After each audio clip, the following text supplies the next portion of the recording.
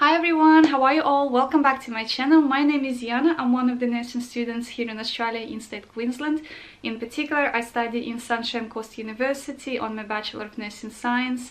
Currently finished my first semester of year 2.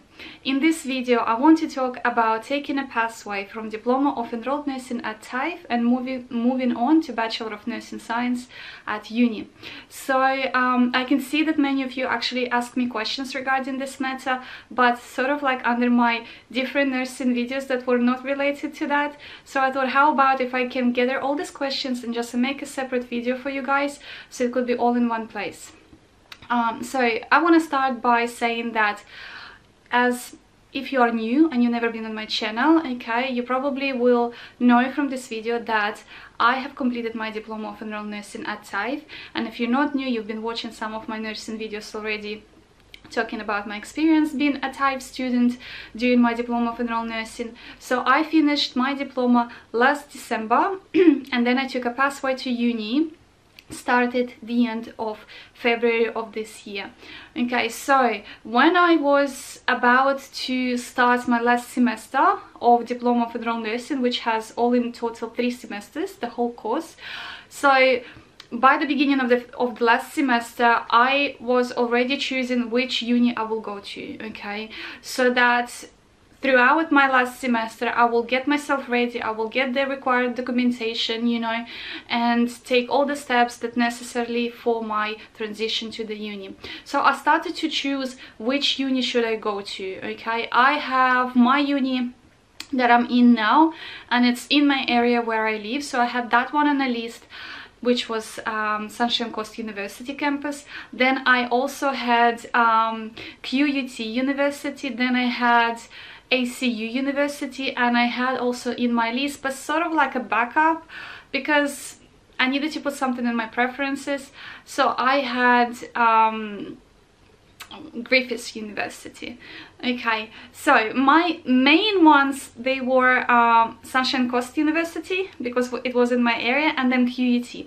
I've heard really good reviews about QUT University. This university has a good ranking, and if you compare it to the university that I'm in now, the ranking of Sunshine Coast University is a little bit lower, okay? But I will talk about the ranking and stuff a little bit later, you know, and what it means to me as being actual student in the university. So I was comparing like between these two, and the problem for me was Sunshine Coast campus is in my area, as already said. QUT, on the other hand, was in a city. This is like almost an hour drive, and if you're in the traffic, you know, it's going to be 1 hour 20 minutes, you know, and if you're catching a public transport, that's going to be even longer. And the other sort of like disadvantage was that in a city, it's really hard to find parking. Everything there is for money. You have to pay, and it's quite expensive, especially if you will be going there on a regular basis, you know, for your tutorials and, you know, for your labs sessions and stuff. So that was a big disadvantage for me. And the last disadvantage was that just the fact itself that if I will go to uni in my area, you know, and I have classes, let's say, in the first part of the day, I can easily pick up a shift at work for PM shift, and everything for me is accessible really easily because my work is in my area, my uni is in my area, I live in this area, so it's easy for me. Whereas if I would be in a city, you know, and let's say I would have only like few subjects only in the morning, you know, and finishing, let's say, 1 o'clock or something, I technically still have time to pick up a shift that day if I want to go to work. But if you calculate all the time of going back again, whether you are driving yourself or you're catching a public transport, you know, and then changing, you know, getting ready for work, like, you will never make it, because most of the shifts PMs starts 2:30, 2:45, like, you will never make it. So it wasn't possible for me. So I thought to myself, probably not, but I will put those unis still in my preference list, you know, and see how it goes. So that leads me to the next point to talk about. Here in Queensland, you can't just go to the uni and apply for a course that you need. You have to register yourself as a third party, which is called QTAC. This organization sort of like responsible for students who want to enter certain unis or even colleges, you know, and you choose through their database which uni you want to go to, okay? And then they deal with you in terms of preparing necessarily documentations, if there's any English tests need to be done as well. So you do all of that through them, and they will be the one who will send you an offer during the offer round, telling you, okay, which uni has been accepted, which uni has accepted you. So in QUT, you can have a list of universities that you can put as your preference. I don't remember exactly, but I think it's 6 in total, 6 or 7, something like that.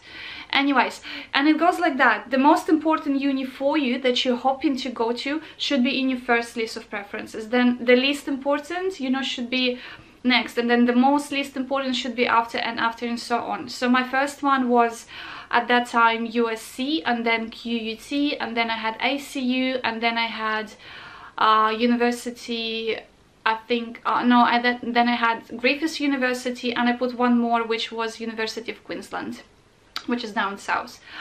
And that was my preference. So I was accepted to 3 unis. Okay, I was accepted to USC, I was accepted to QUT, and I was accepted to ICU.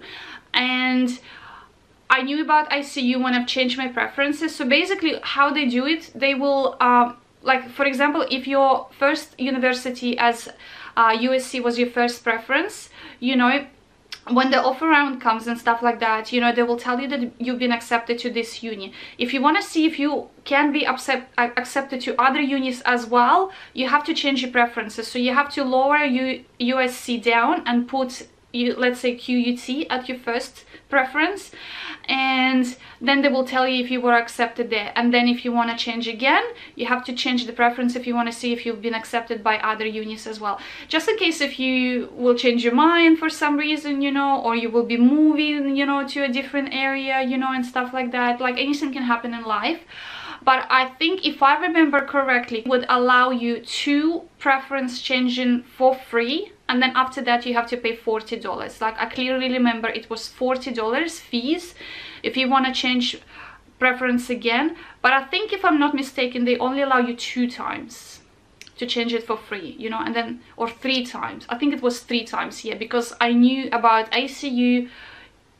No, it was 2 times, that's right, because first one was for free for me, and then I've changed it to know about my QUT and ICU. That's right, guys. So 2 times they will allow you for free, and they will send you a message, you know, so you could stay on track that you've changed it already 2 times. Like, every time you change your preference, they actually will send you a message to your email and to their database, to actual QUT website, saying that, you know, you've changed your preference, you know, and stuff like that. So that was for that. Regarding your documentation, so what they asked me, and that was pretty much similar to all unis, this is just the general requirements QUT would ask probably for all nursing sort of like faculties. So they've asked me to provide my previous studies, whether it's a tertiary studies or certificates, you know, diplomas and stuff like that. So I had a bachelor in economics, and that was completed by me in my country, you know, back when I finished my high school. And of course it was in my own language, like in my native language, not in English.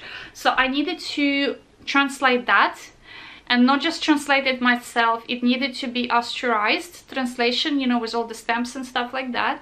So I needed to do that, and you have to pay for it, obviously, you know. So I'm not going to tell you price, because it depends with who you do it, you know, but there is a government website where you can find authorized translators who can do it for you, and they have fees there as well. So that was done really quickly, very correct. I really liked it, you know, and I sent it. And then I had few certificates here, and obviously I had them in English, so I didn't need to translate that, you know. And as for my diploma, because all of this happening through QUT in the middle of your last semester, so I think it was like October or November or something like this, where we're applying for uni, so they will actually send you dates when the applications are open, you know, and that usually lasts, I think it's like 2 months or 2.5 months, something like that, okay. And then you will have your offer rounds when they will tell you which uni accepted you. My offer round was announced to me on 15th of January, okay, and I started my studies at uni by the end of February. Okay, so of course, because this was the middle of semester, my last semester in Diploma of Enrolled Nursing, I did not have any diploma in hands yet because I was towards the end. So they just needed me to state that I'm still studying, but I'm about to finish my Diploma of Enrolled Nursing. Okay. What other documents? Oh, and I needed a letter from my work as well to show that I'm working. Okay, I think it was more for English. Okay, I did not need to do any IELTS, and a lot of you asked me this question in comments, whether I needed to do IELTS, you know, because English is not my first language. No, I didn't need to do IELTS. So pretty much 18 months of Diploma of Enrolled Nursing is sort of like enough for the unis to accept you, okay, without IELTS. So I didn't need to do it. Not for ICU, not for QUT, not for my uni that I am now. No English tests whatsoever, okay? But they asked me for work letter. I think it was because they wanted to see if I work in an industry that is in English, you know, and obviously I do, and I speak in English to my patients, to the other colleagues and stuff like this, and families of the patients. So I provided that. I don't know if that would be really helpful, but they had the option to provide if you do have employment, and I had, so I provided, you know. So that was for QUT. The application in QUT costs $79, and this is not refundable. So let's say if you were not accepted by the unis, for whatever reason it was, you know, that money of $79 would be not refundable to you back, so just forget about it. Next time when you need to apply through QUT again, you know, you have to actually pay that money again. So your account will be still there in the system, but you have to pay for the new application to jump into the whole process. And what else I wanted to say, with TAFE, on the other hand, this is just something that is not maybe related too much to this video because I'm talking about transition, but if you want to go to TAFE here in Queensland, if you want to do your enrolled Diploma of Nursing, you don't really need to do it through QUT. There is an option when you can actually do it through QUT if you really want to, and if you are thinking about going to diploma or doing it the whole course like a Bachelor of Nursing through TAFE or through uni, you know, then you can do it through QUT. But you can actually go to TAFE campus of the area where you live, and you can submit all your documents, you know, and fill in the forms and stuff like this face to face, and you can skip the QUT step, so you don't have to pay, you know, that $79. But that works only for TAFE, you know. For unis you have to do the QUT application. Okay, when I was when I received my offer for my uni, okay, I needed to contact the uni and apply for credit transfer. And of course they contacted me back as well by emails, like you will have lots of emails, you know, coming through to you, and they would give you access to their student portal, you know, giving you username and password, you know, and then you can change your password, you know, and stuff like that. So I've received all of that from the uni, and then they told me that I needed to apply for credit transfer. So credit transfer, you need to be eligible to not to study the same subjects that you already studied at your Diploma of Enrolled Nursing, okay? And plus, because you're moving from diploma to second year of bachelor, not to first, you need to have this finalized, okay? So I've got a credit for 8 units, and I'll try to put the photo for you here so you could see it. USC, they have online calendar, or sorry, online calculator, where you can actually go, and I think you put your diploma course number or code, and I think that's it, and they calculated for you how many subjects you can get credit for. So I had all in total 8, and that was great. So I went to my uni, I filled in the form, I remember, and this is how they calculated for me. But for myself, just online, I could see how many credits I can get. I remember QUT was giving not 8 subject credit, I think they were giving like 5 or 4, something like this, much less than USC. I don't know why, but I've done my calculation online. They have a little bit different system to find out how it is, but yeah, I remember it was less. But because I didn't go with that uni, I can't tell you the reason why it was less. Yeah, but this is how it was for me. So then you will, when you do your credit transfer, they will tell you also that you will need to supply documents from TAFE, which will be your diploma and academic transcript with all your subjects throughout the whole course. So you will do that, and then once that is done, you know, they will tell you you can now enroll into subjects for your first semester of year 2. All of that is happening in USC Central. This is again a database for students where you enroll to the subjects for each semester. So I've enrolled to 3 subjects and prac, which is your clinical placement, okay? And then once that is done, obviously you will apply for your HACS help, because you can take a loan from the government and you don't have to pay anything. See, with TAFE, for example, when you used to take student vet fee loan, there was a gap. I think I paid like $700 or $600 out of my pocket gap fee. With uni, your HACS covers you completely. You don't have any gaps at all. Like, you don't have to pay even 1 cent out of your pocket, which is great. So you will apply for your HACS help, and it will be one other small help. I forgot the name for it. I'll try to Google it and I will write it for you here somewhere in a corner in this screen. Okay, all of this goes automatically when you apply through your USC Central platform, you know, and it's just like a clicks of the buttons. It's very easy. And then they will announce for you that it will be date and time for release of timetable, and they will advise you to do it really quickly. And I know why, because when they put the timetable online, the best spots go really quickly. Like, most of the students will hop online at that time, you know, and try to pick the best times, the best days for the subjects, you know, and build their timetable. So I would advise you for you to do the same. Like, I literally have done my one like in half an hour. It goes so fast. Once they release it, they will tell you date and time, and you just go online and do it. Sometimes you will find that the database can be a little bit slow because so many students jumping in to choose the subject, you know, not the subjects, the times and the days for the subjects. So, but even that, like, with all of that, I had it done like in 30 minutes time, so it was fine. But don't leave it until late, because you may end up having like your subject thrown through the whole week, and you may be attending 1 subject per day, you know, because you didn't choose the nice, like the most comfortable times. So I would advise you, do not delay, you know, pick your subjects quickly. So once that is done, they will tell you to apply for student ID card.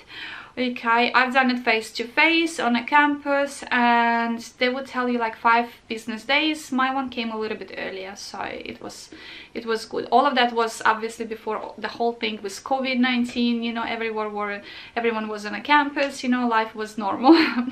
So yeah, so that was for your student cards. Okay, next they will tell you or advise you to buy your nursing uniform before your labs start. So I remember my labs we actually started, the whole uni started from week 0. Usually you start from week 1. We started by 1 week earlier. And I don't remember what was the reason to that, but yeah, my uni, I remember I used to talk to my friends who went to different unis, and I was the only one who started one week early. I was like, okay, well, it didn't make much of a difference to me, you know. I was excited, you know, in general to start the uni and see how it's going, you know, what it's like and stuff like that. So yeah, I was happy. So they advised us to buy uniform, so we could wear it, you know, when we come for labs sessions at uni campus.